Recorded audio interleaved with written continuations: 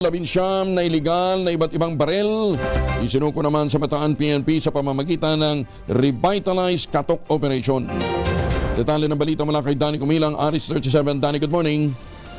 Sa pinaigting na kampanya laban sa mga illegal na baril, matagumpay na naisagawa ng Bataan Police Provincial Office PPO ang Revitalize Katok Operation mula Marso 17 hanggang 23, 2025. Sa loob ng isang linggo, 19 na iba't ibang uri ng mga baril na may expired na rehistro ang voluntaryong isinuko ng mga may-ari para sa safekeeping. Ang Revitalize Katok Operation ay bahagi ng pambansang inisyatiba ng Philippine National Police PNP na naglalayong tiyakin na ang lahat ng armas ay may wastong pagpaparehistro at ang mga may-ari ay may pananagutan.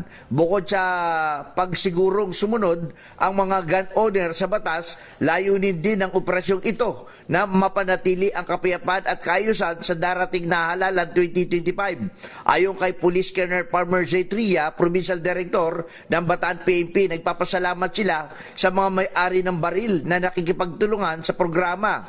Binigyan din niya na mahalaga ang mga ganitong inisyatiba upang maisulong ang responsableng pagmamay-ari ng baril at mapalakas ang seguridad ng publiko. Nananawagan si Colonel Tria sa iba pang may hawak ng mga armas na may hindi na-renew na rehistro na makipagtulungan sa PNP para sa kapayapaan at kaligtasan ng lahat. Danny Kumilang, RH37, DCRH, una sa Pilipinas, una sa Pilipino.